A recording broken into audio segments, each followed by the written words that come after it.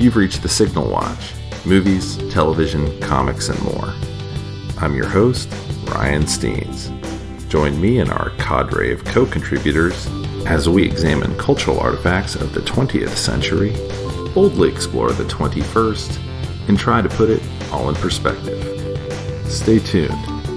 We're gonna try to make this work.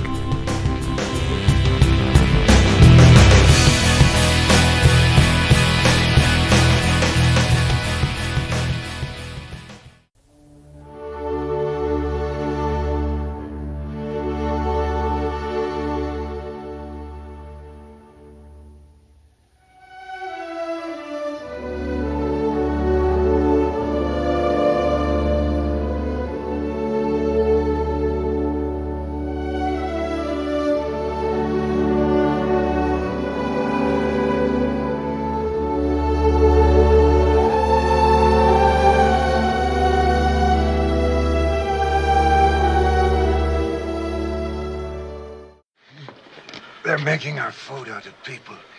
Next thing, they'll be breeding us like cattle for food. You gotta tell them. You gotta tell them. Promise, Tiger. I promise. I'll tell the exchange. You tell everybody. Listen to me, Hatcher. You gotta tell them. Soylent Green is people. We gotta stop them somehow. Hey everybody, and welcome back to the Signal Watch. As always, I'm your host, Ryan Steens, and with me today is Jim Deadman. Welcome back, Jim. It's so good to have you back, man. Thanks for inviting me. I appreciate it. We are covering a movie because it takes place in the dark future of 2022, and this was your suggestion. That's right. The movie is technically set in the present. So, and that movie is Soylent Green. I'm going to confess something. This is my first time to have seen Soylent Green. I was on a Charlton Heston kick right after college because I was really into the Planet of the Apes movies and still am. And I was talking to a coworker who was about 10, 15 years older than me about like Charlton Heston. And he's like, just turns to me and goes, Soylent Green is people. And I was like, what? And he's like, yeah, that's the ending of Soylent Green. And I was like, well, you just told me the movie. And he's like, yeah, I did. And it's not worth watching. And based on that, I had never seen Soylent Green. I've owned it for literally 15 years on DVD. So I was able to pull out my DVD and finally watch it. But I had not seen Soylent Green before. So you were saying before we started recording, you were on a Heston kick. I was, and I watched Omega Man again recently. And I had seen Soylent Green back in the 90s. I remember I got a VCR, my own VCR around 95. And there was a video store off of Mopac. I wish I could remember where it was, but you could get 5 videos for $5 for the non-new releases. It was United Video. Was it? Yeah. Okay. I went there. Yeah, I remember it. All right. I went there a lot, and I got everything that I had never seen before from the 70s and the 60s and the like. I mean, I just went through all these movies that I'd never had a chance to see, and so I saw it then. And forgot about it. And then I know I watched it sometime in the last year or two. And I'm sure I appreciated then that it was set close to us. But then in the last few weeks of 2021, people began to say on Twitter and elsewhere that this was the 2022 movie. So I watched it New Year's Day, 2022. It was my first movie of the new year. And, I guess that was a good thing because now we can talk about it. So yeah, I was really honestly excited. That's one of the fun things about doing the podcast is it's a little poke in the butt to me to go actually watch stuff that I've been putting off. Like we just did Zulu and some other things that I've like thought I need to watch that at some point. I just never get to it. the interesting thing to me about it is always going to be, well, what did they get right and what did they get wrong, and how much of it actually makes your skin crawl a little bit, based on what they actually anticipated. I think that I obviously they did not anticipate a lot of stuff, but I feel like this is an issue where we should cut them a break, because in the movie world, it is 2022, but whatever apocalyptic event it is that happened decades and decades before. And so I did some math to prepare for this podcast. And so, the movie is released in April of 73, which means it was shot in 72, almost certainly. And so Heston is not yet 50. Heston, the actor, which means the character is not yet 50, which means that as a guy in 2022, he's Generation X because he's born in the early 70s. Okay. And the movie makes clear that Heston, the 49-year-old or whatever it is, did not know the world as it existed before, the world that Edward G. Robinson, longs for once again. And so whatever it is that happened, and I'm not sure they're clear on the nature of the apocalypse other than it affected the ocean and the planktons and the environment and everything like that. It happened sometime in the 60s or 70s, because otherwise Heston would remember all this stuff. And so the world didn't get to evolve in the way that it could have or should have. So I'm willing to cut them a break for not having Heston with the iPhone, and drinking out of a Keurig coffee machine and the like. But that's about the only slack I'm going to give the movie. So we can start there. So we recently sort of got a sponsor, sort of, and it's South Coast Media of Houston, for all of your media needs. And so I'm doing the South Coast Media synopsis, and it'll be really brief, because we kept forgetting to do synopses before the movies. We just started talking about them. So someone decided it's important, we should talk about what the movies are about. So the basic idea of this is, just as Jim said, that the Heston is a cop in 2022. All of this environmental catastrophe has occurred. And at this point, the world somehow is still totally overcrowded, but also is having a very hard time producing food. And meanwhile, a murder occurs in there's very few people who are, you're not even in top 1%, you're in top 0.1%, who can live in what amounts to basically a 1-bedroom apartment is considered to be super luxury because there's so many people. And Heston goes to investigate, and this guy turns out was involved with this company Soylent that is producing all the food for the population. 50% of the food is coming from Soylent, which is supposedly plankton and soy-based product. And so, yeah, people haven't seen, they show us a steak, a basic Tanger steak, and it's treated like they've just seen the Holy Grail, and that sort of thing. Strawberries, $150 for a jar the size of a small thing of jam. Also concubines have come back into fashion. They're, however, called furniture, and they come with the apartment, which seems to me like a bad deal for everybody involved, frankly.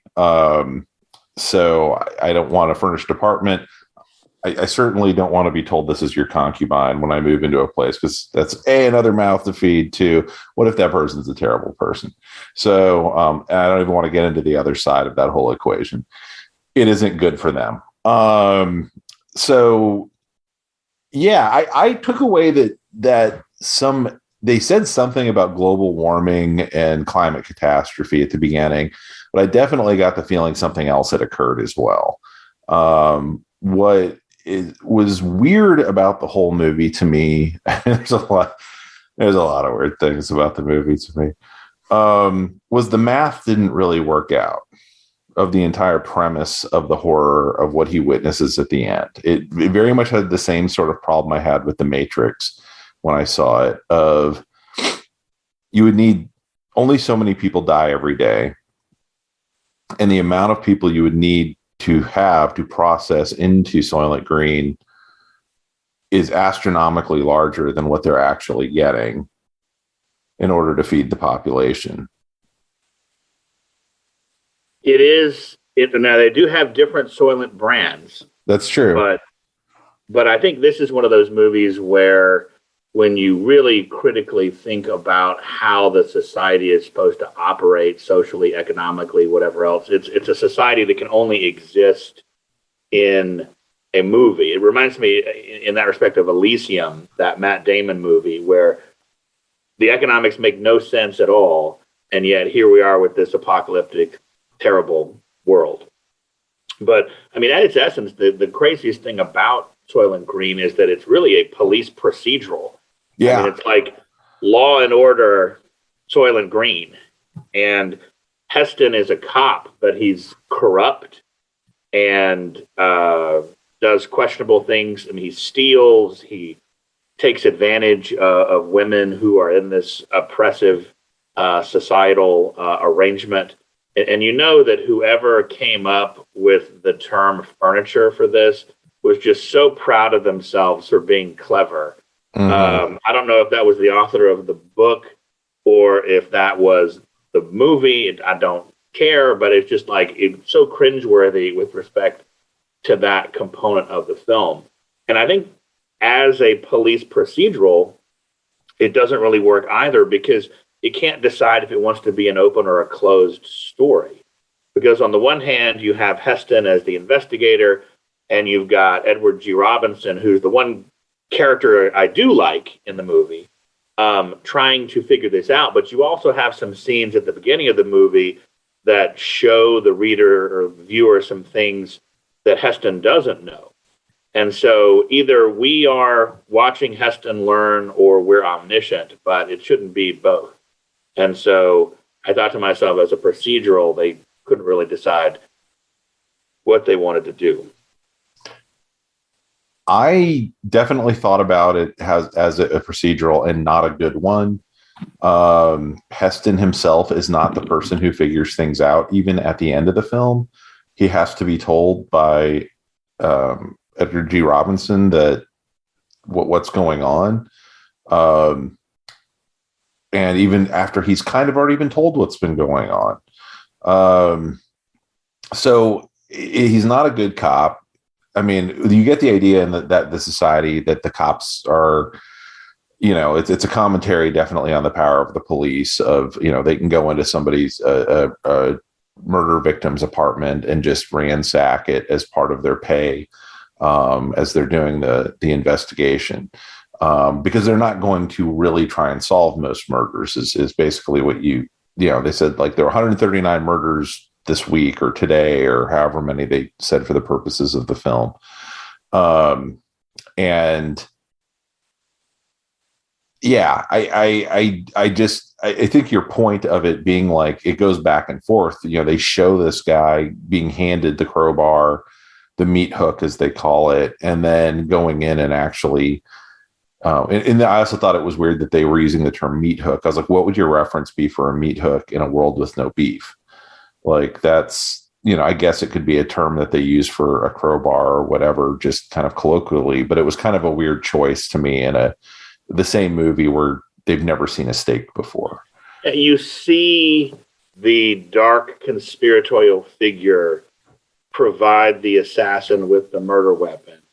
And you see the murder take place. And the murder is of an executive played by Joseph Cotton. Yeah. Who doesn't get a lot of screen time for being Joseph Cotton, And, I mean, if you're going to cast Joseph Cotton, then why cast him as the guy who gets killed 10 minutes into the movie, whose murder sets off the narrative and what have you? But, okay. I'll butt in to say, I think at this point, Joseph Cotton was doing stuff strictly for cash. He is in a lot of very bad movies around this time. So he's in his Bruce Willis phase at this point. Yeah, I mean, he's basically very very much like I've heard Bruce Willis is doing basically day work right now. There's some other stuff going on with him, but Joseph Cotten, I don't know if he was short on money, wasn't able to quite retire in the lifestyle he wanted to or what, but I've seen him in stuff like Lady Frankenstein and other things like that are just straight up B movie trash. And you're talking about one of the original, movie stars of the 30s and 40s. I mean, this guy was huge for a long time there. My guess is he just spent everything he made because in his older age, he was absolutely showing up for whatever they would slide a paycheck in front of him to go do. And he's fine, but you never know. I mean, I thought, oh, well, he must have still been doing slightly better stuff than I thought when I saw him show up in the movie. And then he got killed immediately. And I was like, oh, this is, this is what they were willing to pay for. I guess if you star in Citizen Kane in 1941, then you end up in either Soylent Green or Transformers, the movie, the cartoon from 1986 in the case of Orson Welles. So yeah. The Curse of Citizen Kane.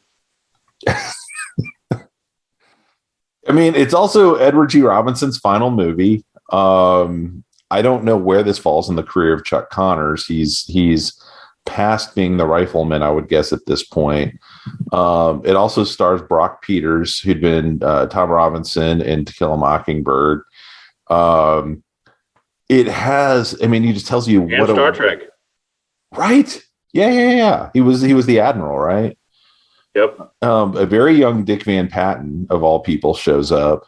And I think T'Pau, is in this too, the actress who played T'Pau, but I never did spot her. Celia Lovsky is the actress's name. But it tells you something about the movie industry in this period too. You always hear like the 70s were really rough. There weren't a lot of big, studio movies. So this would have been this is clearly an expensive movie, even though like they're mostly, yeah. I mean, for the 70s.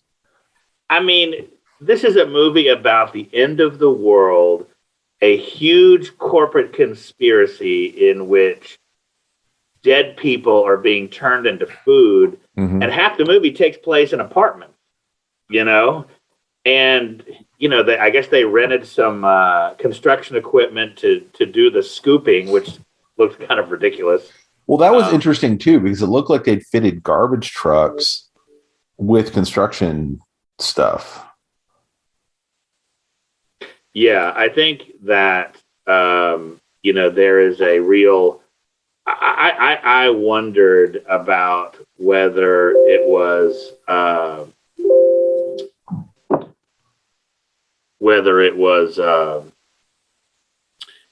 really a big budget movie, because it just doesn't look like lots of money was spent. Well, when I say big money, I mean for 70s, because in the 70s, no one had any money.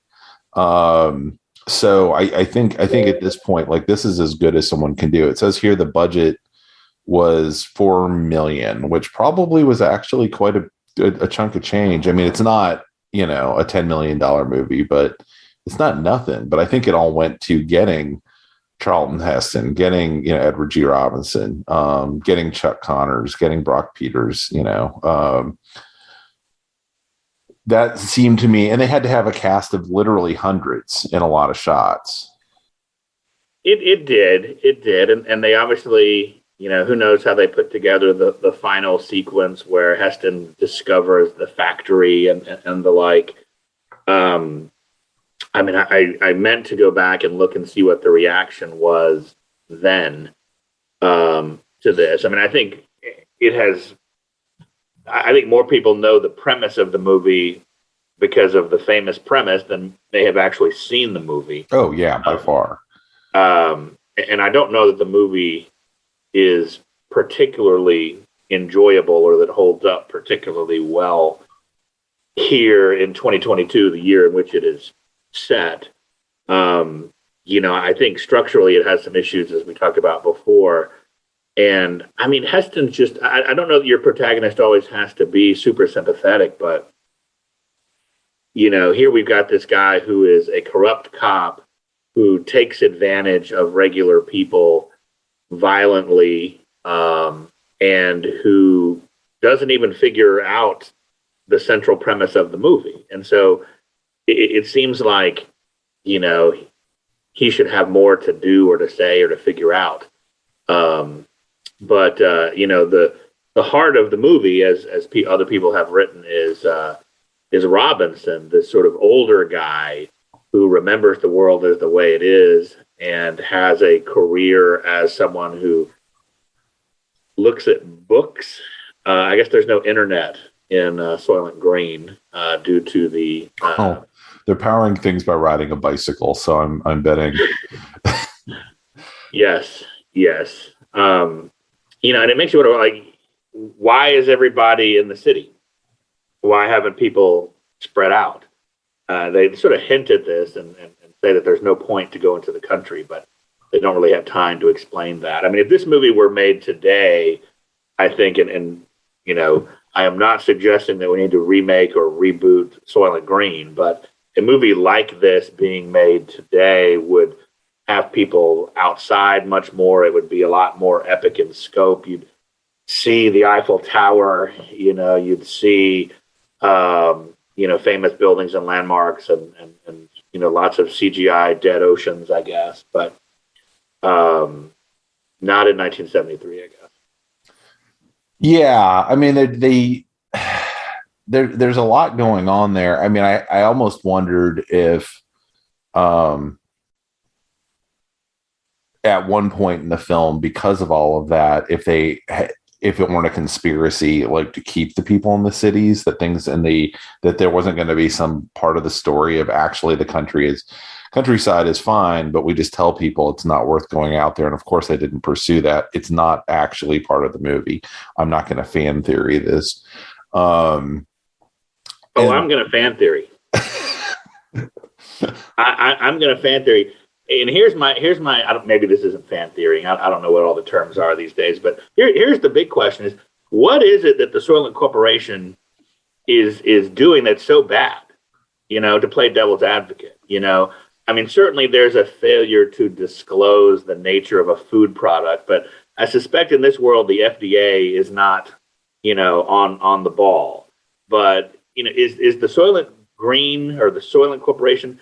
I mean, they're feeding people in a society that has no food, and sure, there's great economic inequality in this world, and there's some food, but you get the impression that this is a very sinister arrangement. And of course, eating dead people is gross and of great concern. But I mean, I think that the Soylent Corporation could probably make a case and say, hey, look, it's either this or we don't have any food for everybody. So what's the reason why? What's the alternative to this in this world as we are shown it? I think that is a completely unexplored question of the film. It's taking for granted the horror of cannibalism, as one should, but at the same time, it's also painted humanity into a corner. And so I think that's part of the horror of why Joseph Cotton's character, they describe, Cheryl states that, he'd just been staring into space for months. He was in a bad way. And I think that was kind of where he was at. That humanity's game was basically up at this point. If I was to read into it, a bunch of stuff that the movie did not say, because it's also easy to say, oh, it's just the horror of realizing that Soylent is feeding people to people. But there's also, as you said, there's this question of what other choice is there? I mean, if he stays silent, the worst that happens is that people continue to exist. People are gonna die. They're reusing them. And it's, kind of the same way you don't really judge people who are in those plane crashes in the Andes who have to eat each other. You just don't talk about it. At least they know though. Yeah, I mean, yeah, yeah. The citizenry of Soylent Green are unaware of what's happening, although they are in a situation where if they were fully informed, they might continue to eat the Soylent Green just because there's no alternative. Yeah. You don't really get an idea though, because Joseph Cotton's character as this Soylent executive, who I guess has developed a conscience and maybe wanting to tell people what is actually happening, leading to his demise. I mean, he manages to get beef and other food products. And so where's that coming from? And then what is it about the economy that is leading to this situation? And I think the movie doesn't have time to explain those nuances. But I think that there would be a way to make the Soylent Corporation much more sinister, because if they were capturing and killing living people to do this, it's a slightly different movie. But here, they're taking people who die of natural causes, or I guess who, in the case of Robinson, choose some type of assisted suicide and using those bodies. Yeah, I mean, I'll be honest. That was part of when I was watching, and this whole podcast, by the way, has turned into us totally like supporting cannibalism, which I am 1000% in support of. But yeah, I mean, Robinson has chosen to go into this. I thought this was going to be about a capture and kill thing of like, oh, they're clearing neighborhoods and turning those people into food. But there was going to be some conspiracy of like them saying, oh, we've moved them to Nebraska to a neighborhood or something. And it turns out, nope, they're actually feeding them back to you. And that's not what's happening. So yeah, it just seems like there was a way, one of the things I heard recently of like, why are Marvel movies like 2.5 hours? And why is the like denouement so long in these movies? And they said basically the audiences are pretty smart and they have the internet. And if we don't explain every single plot thread now, people jump online and start teasing apart the movie in a way that we could never have anticipated. So we have to basically sit around and think about every single plot thread and how do we actually resolve everything that we've shown. And this movie in no way, it's 30 years before all that, 40 years before all that. So it just leaves all of these things that are just open. And like, I was like, why wouldn't Robinson go and watch this Omnimax movie? I mean, what's he, aside from being buddies with Heston, he lives in an efficiency with this guy. He doesn't have anything else going on. Like he feels the world's left him behind. This kind of makes sense. This world is horrible, but they're giving him at least a path out that doesn't seem totally awful. And they treat it as if it's this horror show. And I'm like, I don't really get how this is that bad. This seems kind of nice, honestly, as an alternative. And he gets to revisit these images in the assisted suicide chamber of what the world used to look like, which seems to surprise Charlton Heston, who shows up at the last minute in effort to save him. It really makes you wonder why all these people who exist in 2022 appear not to have a concept of what the world was like before. I mean, because where are all the books? Where are all the movies? Where are all the photographs and the like? And so I think that it's not really a movie where you can tell that they developed this huge backstory. I think maybe they just work backwards from the notion, all right, we want the reveal to be this. Yeah. And we're going to have all these other set pieces that may or may not make sense. I mean, thank goodness this wasn't released when the internet existed so that everybody would pick it apart. Yeah. And such. But the funny thing is that, Heston was making movies like this, and Omega Man is so much better than Yeah. this on every level. You can consider this to be the Soylent era of film. Oh my goodness! did you have that one ready to go? I was given that one to drop into the podcast. Okay. All right. There you go. But I mean, it is interesting as sort of an artifact, I think, and I probably would not have watched it again, but for the 2022 connection. But I mean, you have all these actors in it who were great in many other things. Heston is such an interesting figure because of, the very famous movies that he was in. And then, of course, when we were in high school and college, he was in Wayne's World. And as you knew, I would say he did the opening narration for Armageddon in 1998.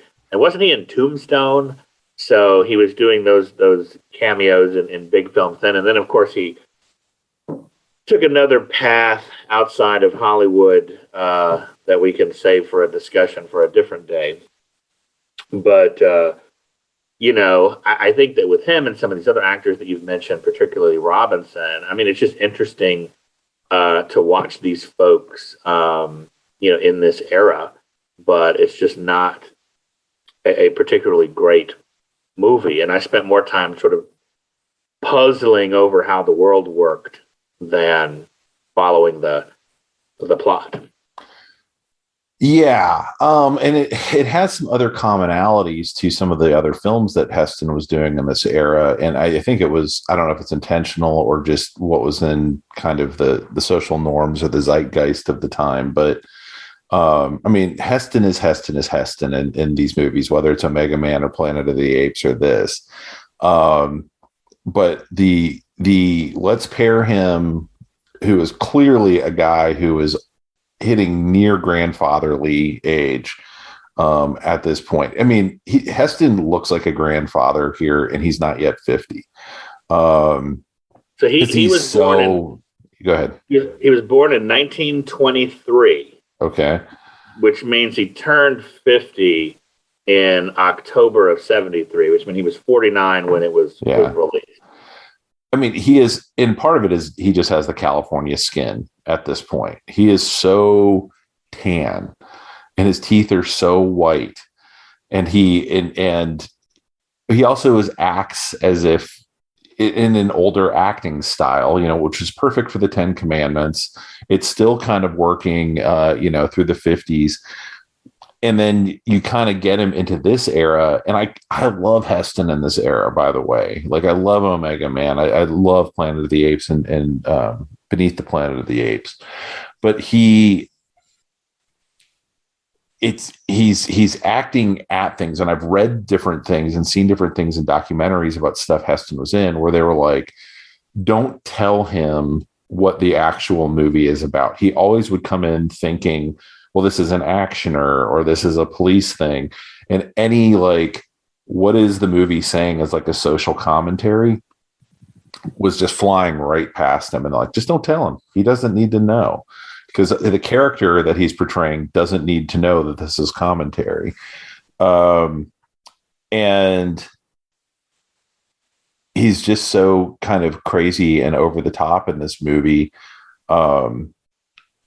But he's being met, because Robinson's being Robinson, who's, really, really good actor. He's doing this kind of subtle, nuanced performance.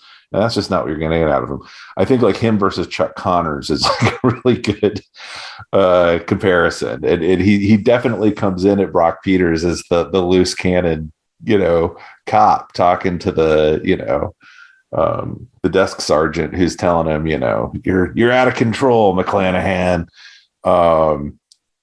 But yeah, then pairing him with a girl who's 21 years old at this point, and that happens in Planet of the Apes, it happens in Omega Man, and it happens again here. Well, it happens in every movie, with an aging action star. I mean, that's a Hollywood staple, a problem that has been discussed. I mean, heck, it happens in every sitcom now, with every schlubby 45-year-old guy married to some body way out of his league.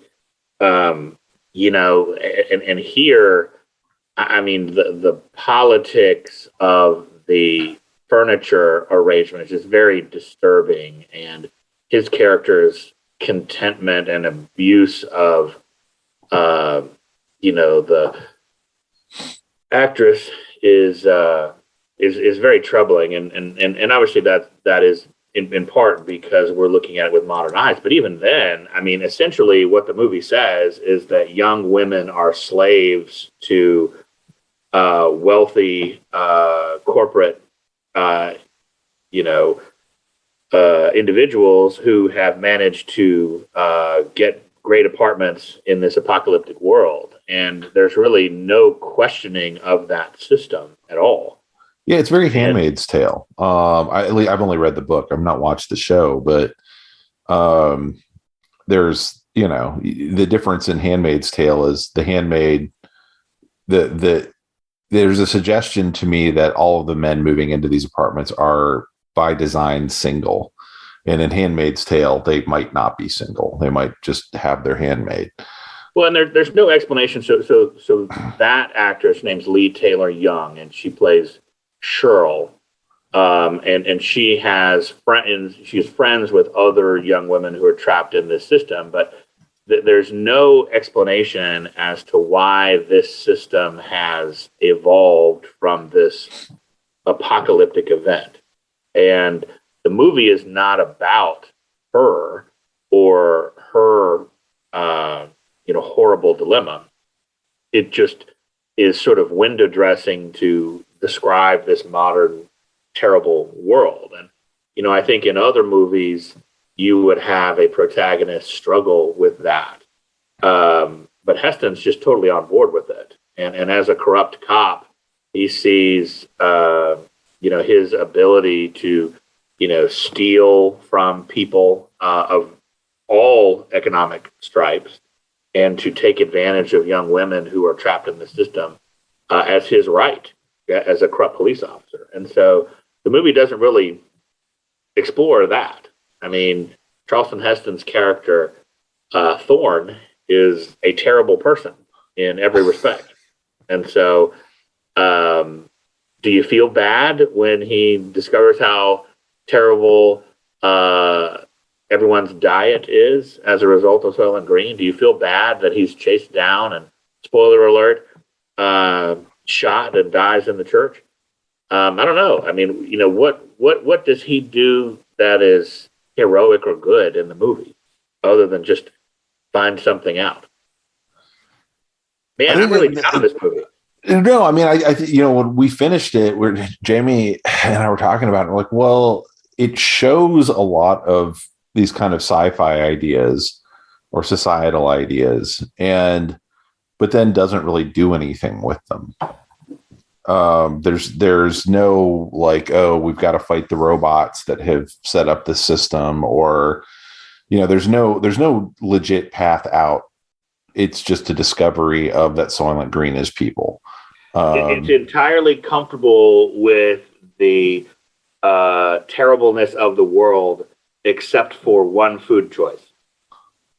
Yeah, that's and I get how someone sitting floating in the tub thinking of their story would be like, okay, so it'd be a path out for young women to go be a concubine somewhere. That's always been true historically. And I can see how they would have kind of come to that conclusion. What's weird is at the end, I mean, just from a film standpoint, him saying to Cheryl, well, stay with this guy who the movie goes out of its way to set up how distressed she is that she's going to have a new, master or whatever. And I mean, that's her entire arc is like, oh, I have a chance with you. And it doesn't do anything for him other than to say, he at the end goes, no, stay with that guy. It's the safe thing to do. He doesn't explain that he's doomed or what's going to happen to him, to her at all. So he really considers her, by the time it's done, he might have been on the verge of beginning to consider her to be something else as a person. but he still isn't there. I mean, I don't know if he thinks that this is going to be a great thing for her. There's nowhere to go at the end of the movie, which is a really weird. I guess when I struggle with it, because I think stories are supposed to not necessarily have a moral lesson and therefore blah blah blah. But if you're just telling a story about how someone painted themselves into a corner, but all you tell is the story, like, yep, and there they were in the corner, not, well, then how did they actually leave the room? Did they walk across the paint? Did they, crawl out a window? Like, that's the part of the story I want to hear, not that they get basically to the setup and then the movie's over. And I had this. There's no consequence to the bad actors in the movie, really. I mean, some of the thugs that are employed by the Soylent Green Corporation meet their end, but those are all relatively anonymous folks. You don't see anyone from the government, which is complicit. You don't see anybody from the corporation be taken down. You don't even see the world discover what the secret is. I mean, really, the only people who find out are a handful of his colleagues at the end of the movie and whoever is within earshot in the church. And so, other movies, modern movies would have the scene in the background where the television or the radio is saying, and today, the president of the Soylent Green Corporation was indicted for blah, blah, blah, but they don't bother to assign those consequences. Maybe I'll go track down the book out of academic curiosity and see what happened in all my free time. Perhaps I'll do that. I did think about, like, Planet of the Apes ended up spawning like a television series. Like, you can just see someone sitting around after this movie made some money going, well, we've got some backlots that are New York. Like, how hard is it to put someone in like sweaty, dirty clothes and say, okay, they're not Charlton Heston's character, but it's another cop. And they're constantly in battle with the Soylent Corporation. Like, how close do you think we came to that TV series almost happening? I wouldn't be shocked if, and that's one of the other things. It's supposedly like, oh, overpopulation is the problem in this. But there's almost no score. The movie's silent. He's constantly walking around empty streets, empty factories, large open buildings, except when he goes into his apartment building. And I think they say, well, there's a curfew at night. And I'm like, really? That's really what they're going to do when there's a massive overpopulation problem? Well, and massive overpopulation was an issue of that day. I mean, there were some books that were published. I think Zero Population Growth was one of them. I mean, that was sort of the big social issue that there was great debate about then. Maybe not great debate, but that was an issue then. And so maybe this picked up from that fear and said, this is the world of overpopulation. We're going to have to engage in these types of things. But I mean, I think if you're going to have an open story, then have somebody that works at Soylent, or whatever else. I mean, I'm trying to think about how modern filmmakers would make this movie, and maybe rather than having Heston be a cop, the protagonist is somebody who works for Soylent and stumbles across this. I mean, that would actually make way more sense. Well, and we've seen that movie a million times before, where somebody, discovers that. But at least that would make a little bit more sense. And then, maybe that person, is the protagonist and what have you. But I think there's an interesting movie here. It just seems like you would need to restructure. But where were the rewrites? So yeah. Well, and it's kind of crazy because Richard Flesher's the director, son of famed animator Max Flesher. But Richard Flesher has done movies I quite like. He's the director of 20,000 Leagues Under the Sea, which is hands down like a one of my canon films of my childhood. But then he's Flash forward, that's 54. By 85, he's doing Red Sonja. Um, and He also did Conan the Destroyer. right. And he did Amityville 3D. He did The Jazz Singer in 83. Mr. Majestic. I mean, he's got all these. Oh, he did Fantastic Voyage, which is another, foundational movie for me as a kid. The Narrow Margin, absolutely one of my favorite noir. So he has this crazy filmography, and I'm thinking maybe Soylent Green was just so out of his wheelhouse or something, or he just was like, okay, we're making a dystopian movie. It just has to be bad. I just need to make everybody uncomfortable. And that means putting Heston into a football helmet with a little visor. And he's going to have a shootout in the crowd, which was actually kind of a brilliant little scene of all the scenes in the movie to actually show what does overpopulation look like. The kind of crush for the Soylent Green Tuesday. That was, to me, that was like one of the few things that held up to the promise of what they were saying. It had the scoops. It had way too many people. It had people kind of scrambling for food. Everything else in it never really seemed to. I'm not sure why the scoops are supposed to be terrifying. I mean, the scoops are essentially construction equipment that just lifts up people assembled on the street. It looks kind of silly with modern eyes, and I mean, really all you got to do is get out of the way. And you could even just jump up. Yeah. You could stand on the scoop and not be like knocked over into the scoop, and you could run up the front of the scoop truck. There was very little effort, I think, to make the scoops, but on the poster, man, they look terrifying. But yeah, I feel like I need to find something nice to say about the movie. Because I mean, here we are, 50 years after this movie was released. And that the people who made this movie, some of them probably wondered what the world was going to be like in 2022, and if we would be talking about or remembering their movie in the year that it was set. And so I don't know how they couldn't have thought that. And I think, the reviews I've read, and I mentioned this a moment ago, Robinson as the heart of the movie. And I think I really did like his sort of melancholy character. I almost wish that Heston's character and Robinson's character were kind of the same character. If they had merged them together. I see what you're saying. To make a more interesting, in-depth person. You've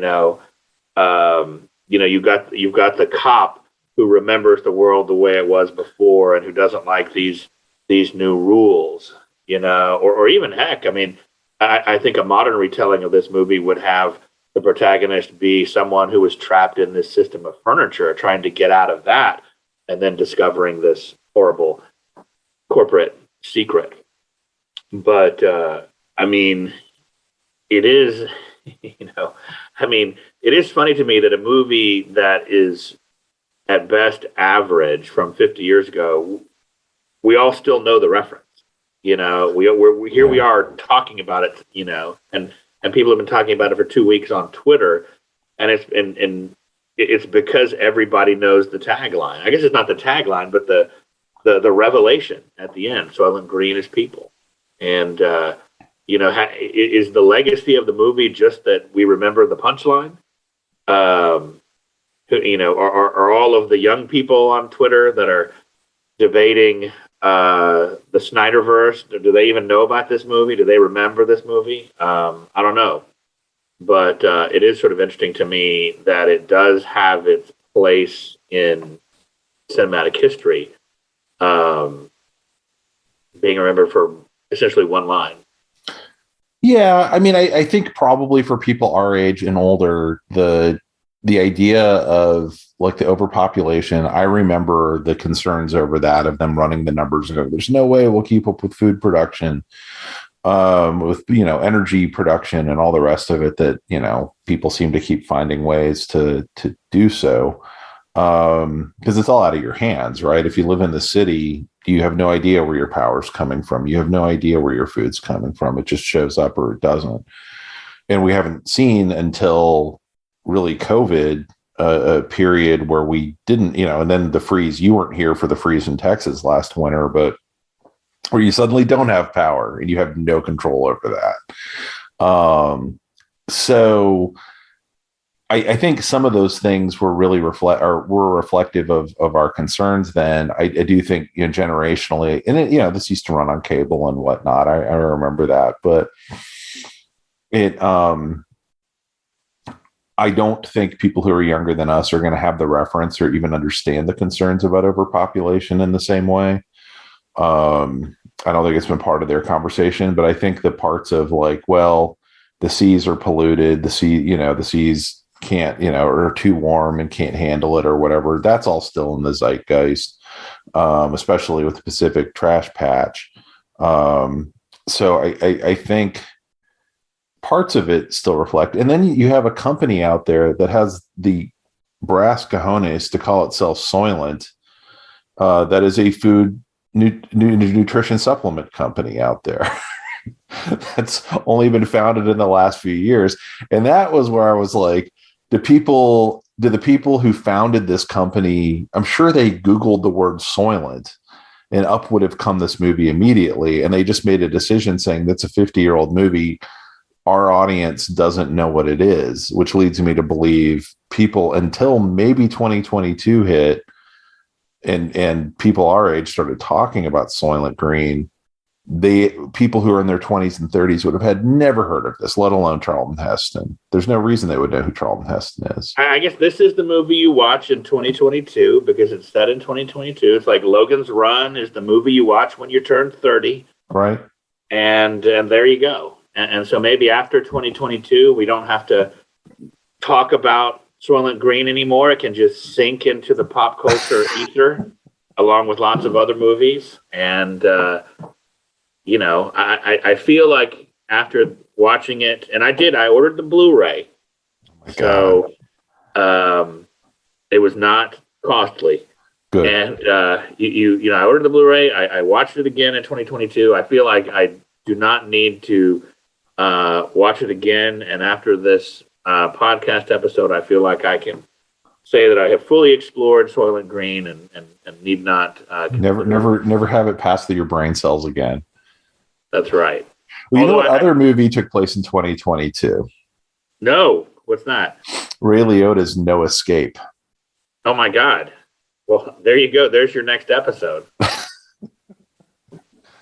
Which I only have seen once at Memorial Union at UT, and the reels were out of order because it was they were doing they used to do these things where they would bring a movie in and you could see it for free because they're trying to build word of mouth. And I thought this movie's very short as it was ending, and then suddenly I realized they must have swapped the third and fourth reel. And suddenly a character who was dead popped up on the screen again and everybody cheered. So I'd like to see No Escape in order at some point. That would be nice. That movie is from 1994. Yep. I saw it. That's internet research is correct. So almost 30 years ago. Yep. That is, I don't know. I mean, that's sort of less interesting to me because it's way less interesting. Time. But I don't know. I need to find out if it's streaming anywhere. And it doesn't look like, as I peruse the results from Just Watch, it does not appear to be listed. So it's not a great film. I've heard people try and defend it, and maybe if we can find it, we can. I'll find it. I mean, you will own it within a week of today because there's no question about that. And I do appreciate your dedication to physical media. That's right. I mean, that's a conversation for another day, a much longer conversation. But I will tell you that I love streaming. I love the convenience of it. But every once and again, you want to see something elusive, and then it bugs me when I can't find it, or you can find it, but it's $125 for the DVD on some reseller on Amazon, and you're like, oh my goodness. But No Escape is $21.99 on Amazon. So that is approximately $15.99 too much. Well, Jim, thank you so much for doing this with me. This was a total kick. I'm really glad I finally saw Soylent Green. Well, I sometimes just enjoy disassembling a movie I don't think is particularly great. This is definitely one of those. But it ticks off a long-standing box for me, and always glad to watch a Heston movie and to see Edward G. Robinson's, final performance here, which of course, ironically ends with him like dying on screen in front of a beautiful vista. So, and I think he passed right before the movie was released, didn't he? Oh my God. He seems like he's in fine shape. That's the weird part. Yeah, I'll end with this. I will confess, and this is a terrible thing to say, I had not seen Key Largo until the pandemic, and that's not weird. It is weird. I watched it, and I felt like, why hadn't I seen this 20 years ago? Because it was so good. Yeah, I really dug it, and so I've been seeking out stuff he's been in, and so that eased the task a little bit of revisiting this, just because he's so good in almost everything. Yeah. And if we can do nothing else, we can plug Key Largo on our way out, because everyone should watch it. But all right, thank you so much, Jim. All right. Yeah, we'll be back later and we'll do something else. There's no escape from our podcasting.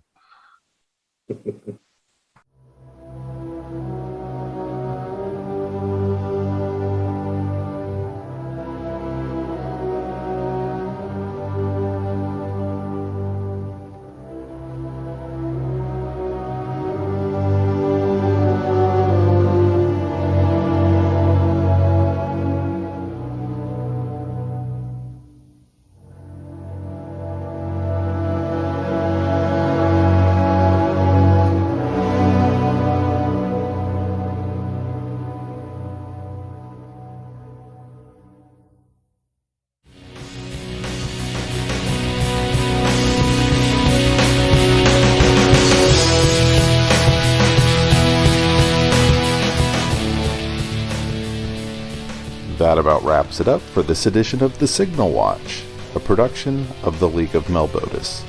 Thanks for sticking with us. If you enjoyed the podcast, we invite you to drop on by the Signal Watch blog, where you'll find write-ups of a wide variety of movies and more.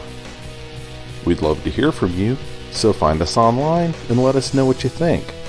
Whether you prefer email, blog comments, or social media, we'll be happy to hear from you. We'll be back soon with more exceedingly high-quality content. So, until next time, God damn it, babies, you've got to be kind.